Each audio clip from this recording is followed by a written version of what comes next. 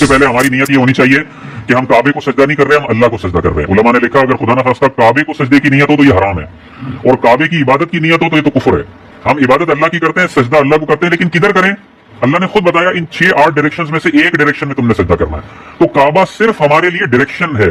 हम काबे को सजदा नहीं करते, ना काबे की हम माज़अल्लाह इबादत करते हैं, अल्लाह ताला को सजदा करते हैं और उसी की इबादत करते हैं। काबा सिर्फ एक डायरेक्शन है। अब देखें काबे का मतलब क्या है। जो काबे को देख रहा है उसको तो ऐन ईंटों के सामने, इमारत के सामने सजदा करना फर्ज है। हतीम के सामने भी वो करेगा तो उसकी नमाज वैलिड नहीं होगी। इमारत होनी चाहिए काबे की, उसके सामने वो करेगा। अगर काबा नजर नहीं आ रहा तो फिर हमने काबे की तरफ नमाज नहीं पढ़नी, बल्कि सिमते काबा की तरफ पढ़नी है। सिमते काबा का तयन कैसे होता है? मिसाल के तौर पर ये काबा है, यहां पे एक नमाजी खड़ा हुआ है, मिसाल के तौर पे ये नमाजी है, ठीक है।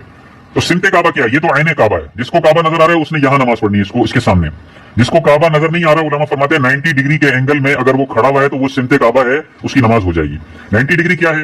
ये देखें, ये एक 90 डिग्री का एंगल बना, ये एक 90 डिग्री का एंगल बना, इसको हाफ कर दें, ये बना 45 डिग्री का एंगल, इसको हाफ कर दें, ये बना 45 डिग्री का एंगल, ठीक है।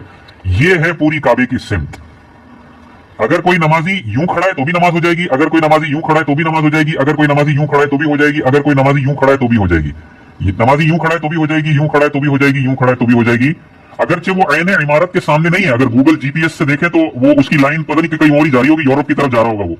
लेकिन अगर वो सिमते काबा की तरफ है, इस 45 और 45 90 डिग्री, ये 45, ये 45, ये पूरा 90 डिग्री बनता है, इस दायरे में अगर है तो उसकी नमाज हो जाएगी। ये मोमिनीन के लिए आसानी है कि भाई अगर थोड़ा बहुत इधर हो जाते हो तो कोई टेंशन इसमें नहीं है। हाँ, अगर कोई इतना टेढ़ा हो गया कि भाई 45 के दायरे से बाहर निकल गया तो सिमते काबा नहीं, अब कोई और सिमत में वो नमाज पढ़ रहा है, ये फिर सिमत ही चेंज हो गई, ये सिमत चेंज हो गई, ये सिमत चेंज हो गई, ठीक है ना। 4 सिमतें, 1 2 3 और ये 4। ये जो काबे वाली पूरी 90 डिग्री की सिमत है, इसके दायरे में आपने नमाज पढ़नी है। तो बाज़ औक़ात नमाज में लोग यूं यूं झूम भी रहे होते हैं तो उसमें टेंशन नहीं है, क्योंकि अगर वो थोड़ा बहुत झूम भी रहे तो कभी थोड़ा सा इधर होंगे, थोड़ा सा इधर होंगे, ऐसा नहीं होता कि आप पूरे झूम के इस वाली साइड पे आ जाएं, इसमें फिर मसला नहीं होता।